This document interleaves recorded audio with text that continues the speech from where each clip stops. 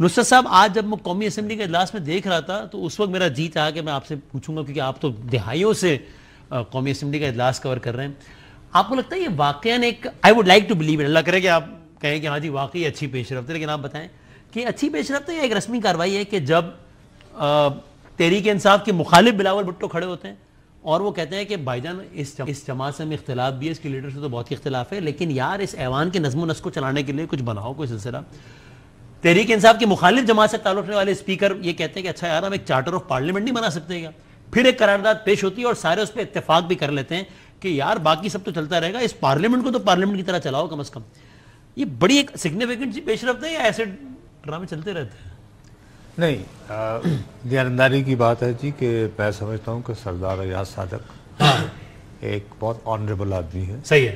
اور انہوں نے، میں بہت دیانتداری سے کہوں گا کہ اپنی جماعت کا شاید بہت سارے لوگوں کی ناراض کی مول لے کے جی یہ کیا ہے نا، اور اس کا صرف اپنی جماعت کا نہیں، ہاں ظاہر ہے کہ جو لوگ پیپلز پارٹی کا بھی نہیں، جنہوں نے نقاب پہنے ہوئے تھے ان کی بھی ناراضگی ہوئی ہوگی نا کچھ. یہ ابھی اتنی بھاری بات کہنے نہیں، آپ نے جب کہا تو پھر پوری بات میں پیپلز پارٹی کی بات کر رہا ہوں. نہیں یار ایسے نہ کیا کریں. ٹھیک ہے، آپ میرے ساتھ وہاں کندھے یہ بول نہیں اٹھا سکتے. آپ کے سوالات معصوم ہوتے ہیں یا اشارے نہیں ہوتے.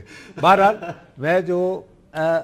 میں ایک سوال اٹھانا چاہتا ہوں. اتنا میجر کرائسس ہوتا ہے نا کہ پاکستان کی تاریخ میں سب سے پہلی تو بات یہ ہے کہ ہماری یہ پرابلم ہو گیا ہے، ہم ہر بات کو پاکستان کی تاریخ میں پہلی مرتبہ کا المیہ کہتے ہیں. سر بات یہ ہے کہ وطن عزیز میں جب سے یہ قائم ہوئی نا تو سب سے پہلے بے توقیری پارلیمان ہوئی تھی. سندھ کے مرد آہن ہوتے تھے ایوب کھوڑو، اسمبلی ڈسمس. یہاں ڈاکٹر خان کی حکومت تھی، ڈسمس قیوم خان مسلط. یہ 48 میں ہی واقعہ ہو گیا تھا، 49 بھی نہیں ابھی داخل ہوئے تھے. ٹھیک ہے نا بھیا. تو اس لیے اس کے بعد جو ہے وہ کتنے ماشاءاللہ یعنی ملک غلام محمد سے لے کر جن کو نظریہ ضرورت کے تحت بدرست قرار دیا گیا، جب ایک مرتبہ ملک غلام محمد نے توڑ لیا تو پھر وردی والوں نے بھی توڑ دیا 3-4 مرتبہ، اور ہمیشہ نظریہ ضرورت کام آیا.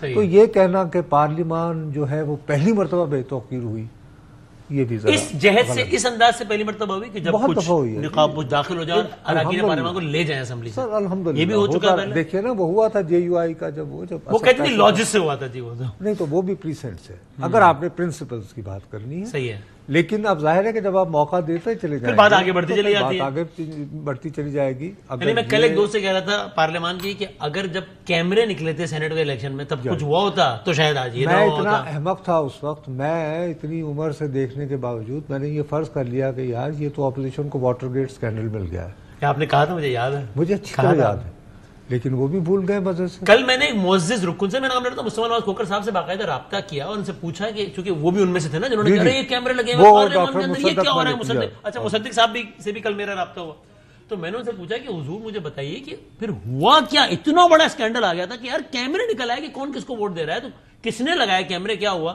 تو مصطفیٰ نواز کھوکھر صاحب نے کہا کہ بھائی جان اس پہ پھر ایک کمیٹی بن گئی تھی فوراً. میں کہا پھر کیا ہوا؟ کہہ رہے ہیں اس کا ایک بھی اجلاس نہیں ہوا.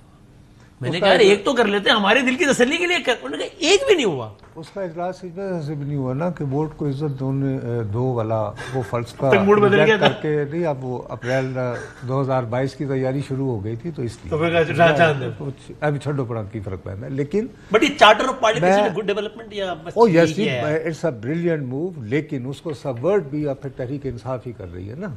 عمر ایوب صاحب نے تو وہاں سے پھر اسٹیٹ فائر مارا ہے. پھر اور ایک بات جو ہے نا پورے یعنی کہ جذباتی انداز میں بہت معصومیت سے نظر انداز کر رہے ہیں. وہ کیا؟ ایک تو ہاؤس کا کسٹوڈین ہے نا سردار ایاز صادق، ان کے تو پیچھے ہم پڑے ہوئے ہیں، آپ بھی میں بھی. کوئی تھوڑا سا ان کی تعریف بھی کر رہے ہیں کہ چلیں جی انہوں نے حوصلہ دکھایا، لیکن اس ہاؤس کا ایک لیڈر بھی تو ہوتا ہے نا، لیڈر آف دی ہاؤس، قائد ایوان. تو وزیر اعظم بھی ہوا کرتا ہے نا ملک کا. جی غالباً. اور غالباً ان پہ الزام یہ بھی ہے کہ اسلام آباد کی جو پولیس ہے ان کے انڈر ہی ہوگی، انہی کے انٹیریئر منسٹروں کو، کوئی یہ نہیں سنا تو یہی ہے. تو وہ کیوں نہیں یہ ایک وضاحت کرنے تھے کہ یہ جس ہاؤس کا میں پیٹریارک ہوں، جس کا میں قائد ہوں، جس کا میں میرا گھر، ان کا بھی تو گھر ہے نا، تو جس کے قائد ہیں وہ، یار یہاں پہ کچھ لوگ گھس آئے تھے تو میں ذمہ دار ہوں. دیکھتا ہوں ویسے تو وہ یعنی ان کو سول سروس کا روزانہ صبح وہ سری پائے کھانے کی عادت ہوتی ہے، ان کا تو بیان ہی نہیں ہے، ٹھیک ہے نا، تو وہ خاموش ہیں۔ اس کے علاوہ ایک اور صاحب پہ یہ الزام ہے کہ وہ غالباً وزیر داخلہ بھی ہوتے ہیں آج کل، وہ یعنی کہ کہیں کرکٹ میچ تو نہیں ہو رہا کہ بھائی ادھر بزی نہ ہو، وہ ایک چیمپئنز کا، لیکن وہ ہاں، لیکن وہ ظاہر ہے ان کا بھی کوئی ذکر نہیں ہو رہا۔ تو وہ بیچارے ہمارے پنجابی میں کہتے ہیں بلدیدہ بتھا، یعنی کہ بالکل اوون کے آگے ڈال دینا۔ ہم سارے بیچاروں نے ایاز اسپیکر صاحب کو، شریف آدمی کو، اس لیے مجھے زیادہ رحم ان پہ آتا ہے۔